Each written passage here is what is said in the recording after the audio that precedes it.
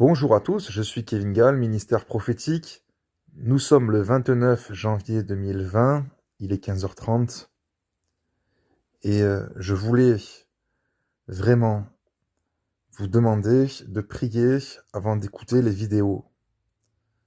Mes vidéos sont des exhortations, des avertissements du Seigneur, des réprimandes inspirées du Saint-Esprit et mes vidéos ne débutent pas par des entrées en scène dans la présence de Dieu avec des chants, des louanges ou des prières.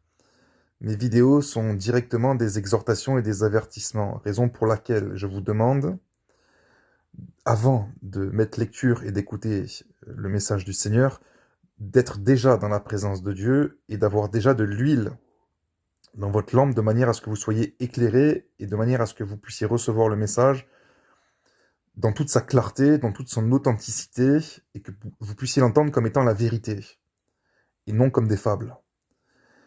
Nous sommes depuis plusieurs jours en campagne et en guerre contre les esprits de mensonges qui existent dans l'Église et qui assoupissent les chrétiens, qui endorment les chrétiens, qui font croire et miroiter que les chrétiens peuvent être sauvés comme ça, simplement, en ayant foi en Jésus et simplement en étant baptisés d'eau et que c'est comme ça que vous serez sauvés, que quoi qu'il arrive, c'est comme ça que vous allez filer droit au ciel sans que vous soyez en danger de perdre votre salut pour désobéissance. Nous sommes en campagne pour leur faire la guerre et pour les chasser des églises. Et c'est très important, c'est très important. Nous sommes en temps d'apostasie et Dieu vous appelle à avoir du discernement spirituel et à reconnaître l'esprit de vérité de l'esprit de l'erreur. Et l'esprit de l'erreur, c'est de vous faire croire que sans la sanctification et sans un service utile et persévérant pour le Seigneur, vous serez sauvés. C'est faux. C'est entièrement faux et l'Esprit du Seigneur veut vous exhorter jour après jour à persévérer dans la sanctification et dans le service utile pour Dieu. Je vous invite à écouter les vidéos précédentes. Je voulais maintenant, par l'Esprit du Seigneur qui m'a rappelé ces choses, vous donner, vous redonner, pour ceux qui ont déjà écouté cette vision que j'ai déjà donnée dans mes séminaires, mais aussi sur Internet, une vision que j'ai reçue en 2009-2010, alors que j'étais dans une église, des assemblées de Dieu, église pentecôtiste. J'avais quelques mois de conversion et le Seigneur me parlait déjà en esprit des problèmes de cette église, comme il le fait encore à l'heure actuelle, par le ministère qu'il m'a donné dans le domaine du discernement et de la prophétie. Et le Seigneur m'a couché la nuit, donc j'étais endormi, et soudainement je me suis mis à voir dans une vision nocturne, dans un songe, que j'étais dans une salle remplie de cadavres. Une salle remplie de cadavres. Et j'étais très étonné d'être dans cette salle remplie de cadavres. Les cadavres jonchaient le sol et je marchais au milieu des cadavres et je regardais les visages des uns et des autres et je me suis aperçu que ces visages m'étaient familiers, j'en reconnaissais des personnes qui étaient dans mon église. Et puis il y a des personnes que je ne connaissais pas, qui n'étaient pas dans mon église. Et cette salle était très très très très grande. Et on pouvait presque ne pas voir les murs tellement c'était vaste et tellement il y avait beaucoup beaucoup beaucoup de monde. Et soudainement, je suis tombé dans un espèce de sommeil, je suis tombé et la lumière de la salle s'est éteinte. Et un moteur s'est mis en route par un grognement et j'entendais et je sentais qu'on était en train d'aller dans une direction tout en étant dans le noir. Et cette salle était morte. Et plus on commençait à bouger, plus je m'apercevais qu'on était en train de descendre. Et quand on était en train de descendre, je m'apercevais que je me suis soudainement souvenu qu'il y avait des voix, des hurlements qui commençaient à se faire entendre à mes oreilles, et j'entendais des gémissements, des gens qui criaient à l'aide, au secours, par dizaines, puis par centaines, puis par milliers, puis par centaines de milliers, puis par millions. C'était vraiment de plus en plus intense, plus on descendait, plus j'entendais les voix, les hurlements, les cris, c'était comme si des personnes étaient poursuivies par des bêtes féroces, des animaux qui en voulaient à leur vie. Et je me suis souvenu que ces voix que j'entendais et qui me frappaient les oreilles, c'était comme si elles étaient autour de mon lit jusqu'au moment où le Seigneur m'a réveillé en sursaut par ce songe et que j'ai pensé que ces voix que j'avais entendues en songe étaient les voix qui étaient dehors de mon quartier et je pensais qu'une voiture était en train de brûler et que les gens à l'intérieur criaient pour demander de l'aide. À tel point que lorsque je me suis réveillé, j'ai vraiment enlevé ma couverture de mon lit et je me suis mis droit sur mes pieds. Jusqu'à ce que, bien évidemment, je m'aperçoive que le quartier était calme et que le Seigneur m'avait donné un songe qui était un message. Et pendant que je recevais l'interprétation du message, l'Esprit du Seigneur me saisissait, j'étais tout tremblant et je recevais la révélation et des larmes ont commencé à couler sur mes joues parce que le Seigneur était en train de m'avertir que l'église dans laquelle j'étais, mais pas seulement, que beaucoup d'églises étaient assoupies, étaient mortes spirituellement. Elles donnaient l'apparence d'être vivantes, ces églises et ces chrétiens, mais en vérité, ils étaient morts aux yeux de Dieu. Et ils allaient à la perdition. Vous entendez? C'était des chrétiens qui étaient chrétiens depuis des années et des années et des années, mais des églises qui descendaient à la perdition. À cause de l'hypocrisie, à cause d'une fausse conversion, à cause de la désobéissance. Et je me souviens que j'avais été très troublé par cette vision et que j'avais du mal à parler le lendemain et que j'en parlais un petit peu à des membres de mon église, mais c'était entendu, mais pas aussi entendu que ce que ça devait être entendu. Et je voulais vous conduire dans les passages bibliques parce que l'Esprit du Seigneur a déjà annoncé ces choses et il cherchait déjà à exhorter les églises par l'intermédiaire de la plume de l'apôtre Paul dans Philippiens chapitre 3. Il est écrit au verset 18 « Car il en est plusieurs qui marchent en ennemis de la croix de Christ. Je vous en ai souvent parlé et j'en parle maintenant encore en pleurant. En pleurant. Leur fin sera la perdition. Ils ont pour Dieu leur ventre, ils mettent leur gloire dans ce qui fait leur honte, ils ne pensent qu'aux choses de la terre. Mais notre cité à nous est dans les cieux, d'où nous attendons aussi comme sauveur le Seigneur Jésus-Christ qui transformera le corps de notre humiliation en le rendant semblable au corps de sa gloire par le pouvoir qu'il a de s'assujettir toutes choses. » Ici, on a l'apôtre Paul qui écrit aux églises de Philippe pour leur dire de faire très attention, car plusieurs marchent en ennemis de la croix de Christ.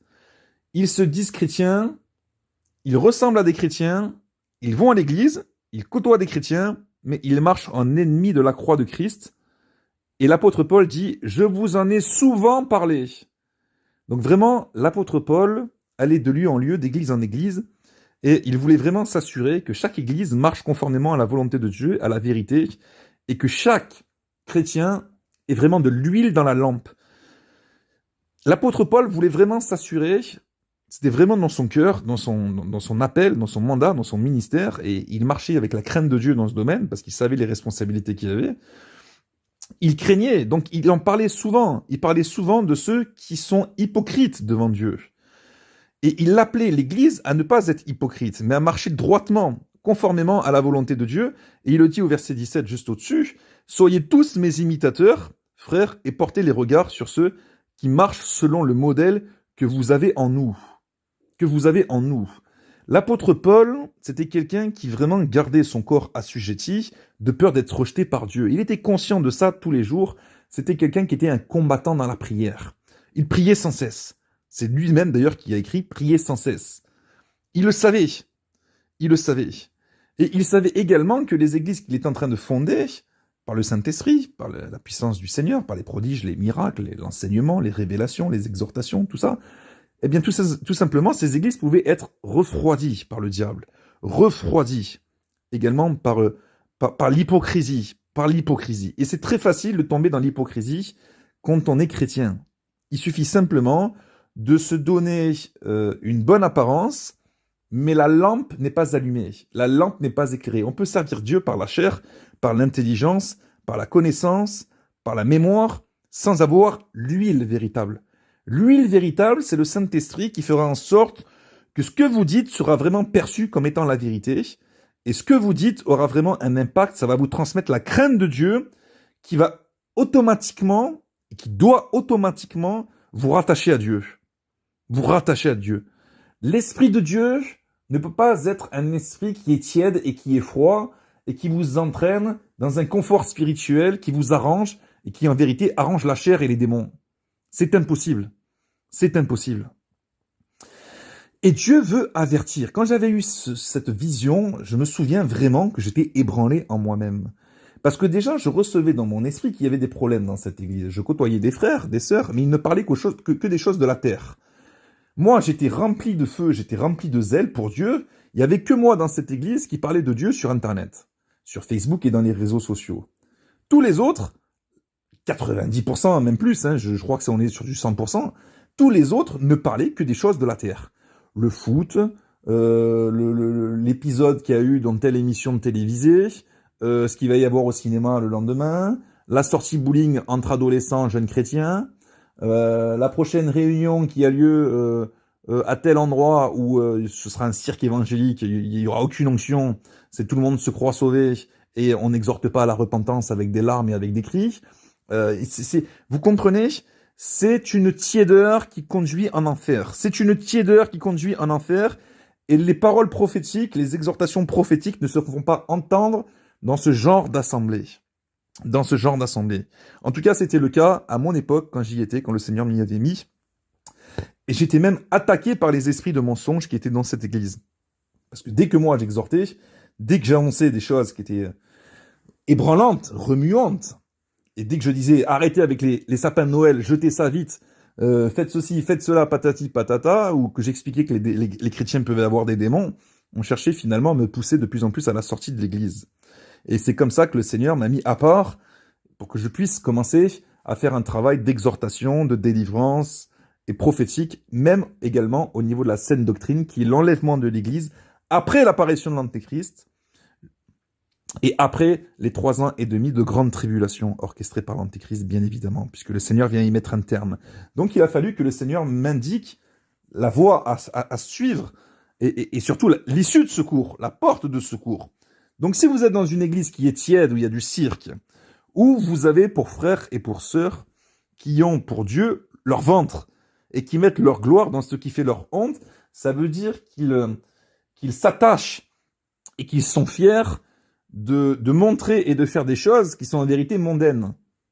Au lieu de se glorifier, comme il dit Paul, de connaître Dieu et de montrer les œuvres qu'ils font dans le Seigneur, dans le but soit d'être assisté, soit d'être accompagné, soit d'être encouragé. Bref, ce qui compte devant Dieu, c'est de travailler pour Dieu et de s'intéresser aux choses du ciel et de marcher par l'Esprit. Parce que celui qui a reçu le Saint-Esprit, il est fils de Dieu et il s'affectionne aux choses de l'Esprit, il s'affectionne aux choses d'en haut. C'est pour ça que l'apôtre Paul a dit au verset 20, « Mais notre cité à nous est dans les cieux, d'où nous attendons aussi comme sauveur le Seigneur Jésus-Christ. » Vraiment, quand quelqu'un a de la lampe, a de l'huile dans sa lampe, et que cette lampe est allumée, que le Saint-Esprit est éclairé, il y a toujours cette envie dans le cœur qui est d'attendre le Seigneur, de voir le Seigneur, d'espérer dans le Seigneur. Vous voyez ce que je veux dire ?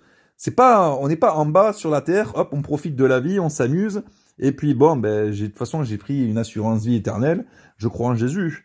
Et puis bon, je continue de faire ma vie comme je veux. C'est pas comme ça que ça marche.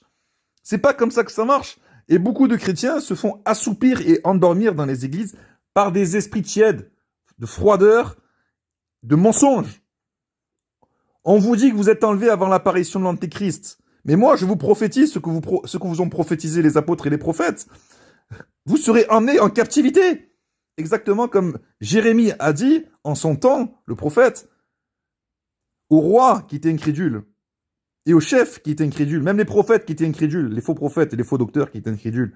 Ils ne croyaient pas à la captivité. Dieu avait suscité Jérémie en leur disant, en l'envoyant pour dire, attention, vous avez péché contre ceci, contre cela, vous êtes en train de faire le cirque à Jérusalem. Maintenant, ce qui va se passer, c'est que Nebuchadnezzar va arriver de Babylone, il va rentrer à Jérusalem, vous serez tous emmenés captifs. Il va détruire les murailles, il va détruire le temple, il va tout détruire, il va vous emmener captifs. Personne ne croyait Jérémie. Personne ne croyait Jérémie. C'était une honte. Il n'y avait que Jérémie qui était conscient de la réalité, et il avait Baruch avec lui pour l'assister, comme secrétaire. Et nous sommes dans des temps, en temps d'apostasie, on vous dit que non, on vous annonce la paix, la paix, la paix, la sécurité, on vous dit que vous avez une sécurité éternelle, inconditionnelle, maintenant vous croyez en la croix, vous croyez en Jésus-Christ, il ne peut rien vous arriver, vous avez le Saint-Esprit, vous avez filé le droit à la vie éternelle. C'est faux. Vous allez être emmenés en captivité. Vous allez être emmenés en captivité. L'Antéchrist, vous allez le voir, comme a dit l'apôtre Paul, vous allez être emmenés en captivité, comme a dit l'apôtre Jean.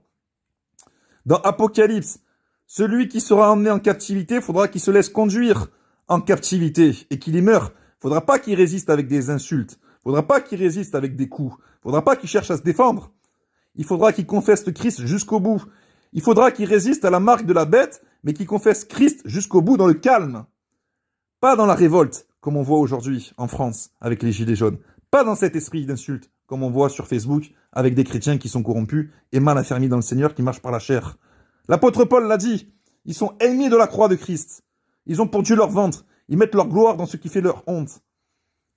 Ils pensent qu'aux choses de la terre. Ils vous prêchent Christ, mais ils sont pas connectés. Il n'y a pas l'huile, c'est pas possible. On peut pas donner une exhortation en disant maintenant, arrêtez d'insulter les autorités. Et en retour, qu'est-ce qu'on a? On a de l'incrédulité, on a de la rébellion. On peut pas avoir de l'incrédulité et de la rébellion quand on a la lampe éclairée avec le Saint-Esprit. C'est oui et amen aux exhortations du Seigneur.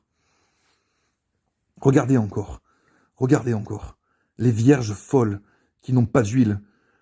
Matthieu 25, 5 d'entre elles étaient folles et 5 sages. Les folles, en prenant leur lampe, ne prirent point d'huile avec elles. Il n'y avait pas d'huile à la fin des temps.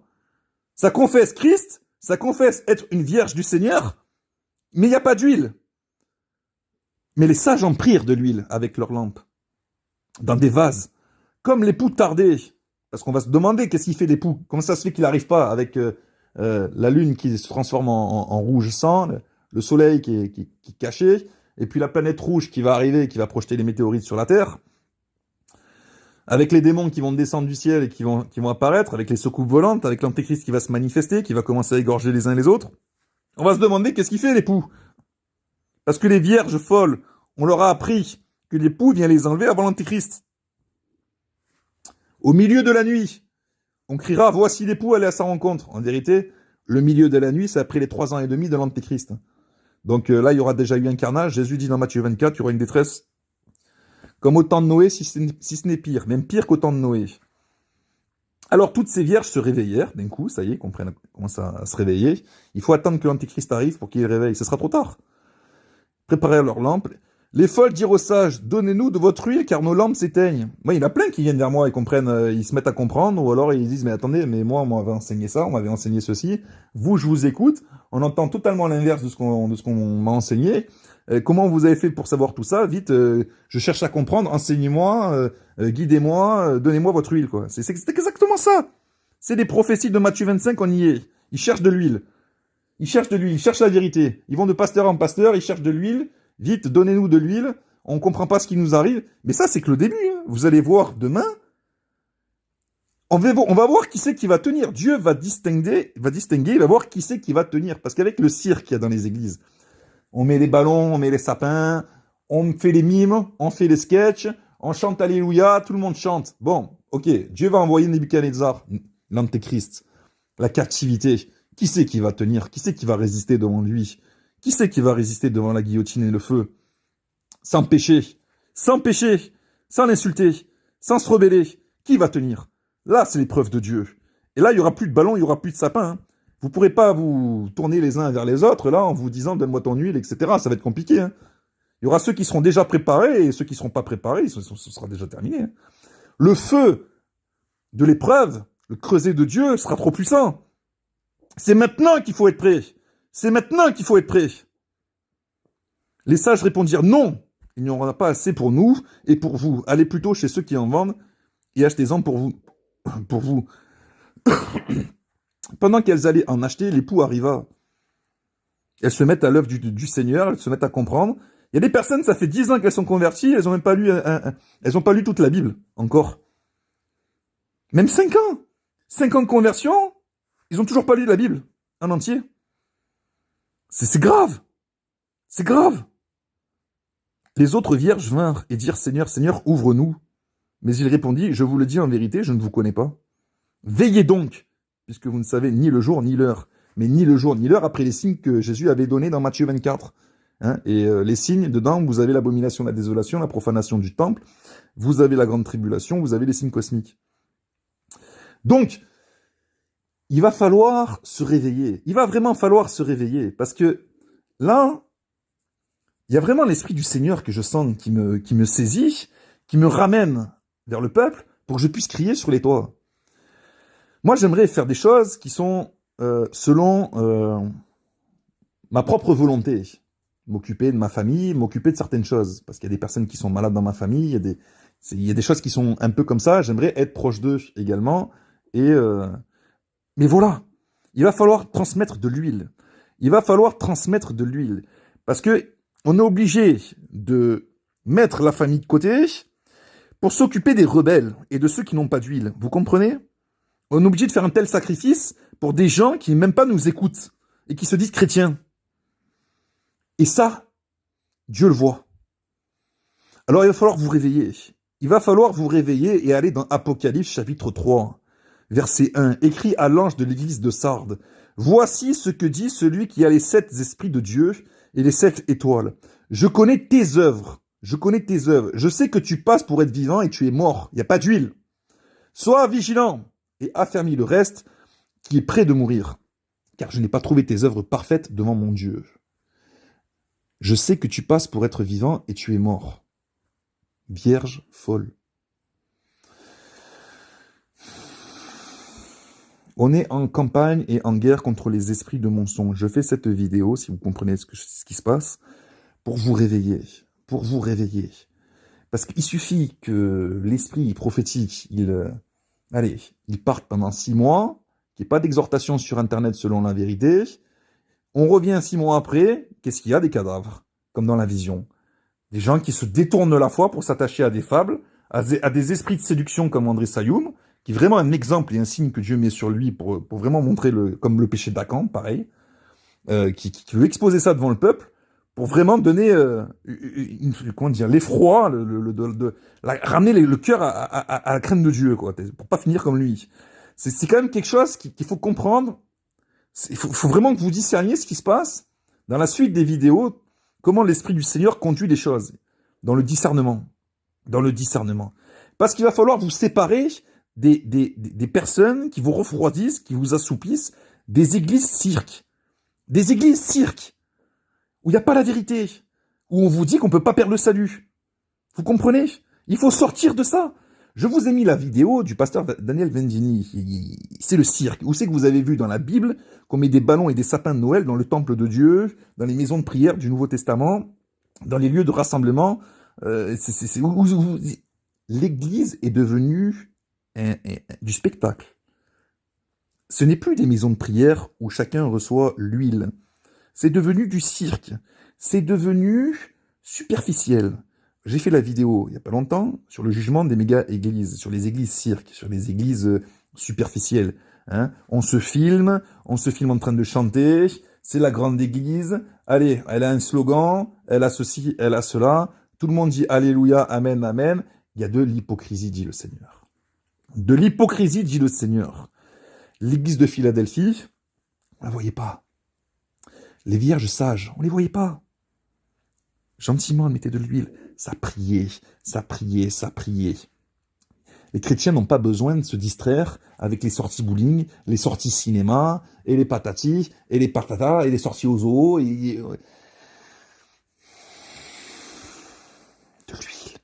De l'huile, de l'huile, de l'huile, parce que vous n'arriverez pas à affronter l'épreuve qui va arriver.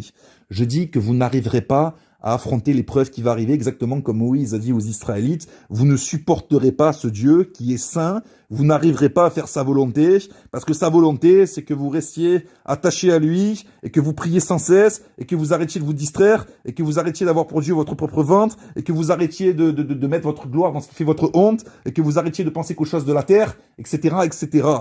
Vous n'arriverez pas à supporter l'épreuve qui va arriver. Je vous le dis, vous n'y arriverez pas. Soyez remplis d'huile. C'est maintenant. C'est maintenant. Ça arrive. Ça arrive.